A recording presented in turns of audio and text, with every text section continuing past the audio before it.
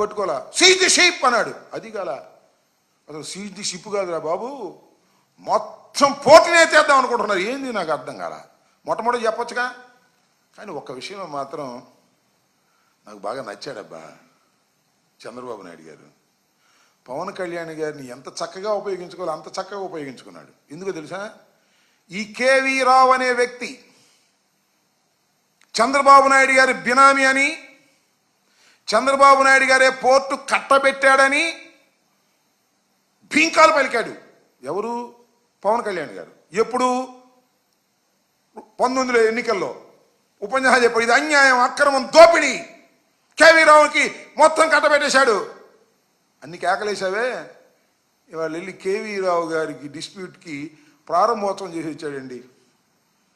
Seize the ship కాదు, దీనికి తగాదాకి ప్రారంభోత్సవం చేసి వచ్చాడు పవన్ కళ్యాణ్ గారు. చక్కగా ఎందుకు ఇచ్చావయ్యా, నువ్వు ఉప ముఖ్యమంత్రివి, నీకు ఇండివిజువాలిటీ ఉంది, చాలా సిన్సియర్గా ఉంటాను అని చెబుతున్నావు. ఎందుకు ఈ వ్యవహారం, ఈ దొంగ వ్యవహారం నువ్వు ఎందుకు వెళ్ళా? డబ్బులు తీసుకుంటున్నావా అంటే మావాడు మళ్ళీ కోపం. డబ్బులు తీసుకొని ఎందుకు వెళ్ళి ప్రజాసేవకి వెళ్ళావా?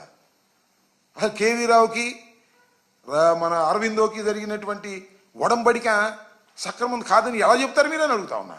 ఇలాంటి దుర్మార్గమైనటువంటి కార్యక్రమాలు చేసేటటువంటి పరిస్థితుల్లో ఇవాళ చంద్రబాబు నాయుడు గారు ఉన్నారు. అసలు చంద్రబాబు నాయుడు గారు ఏం చేసినా ఇలాగే ఉంటుంది కామెడీగా.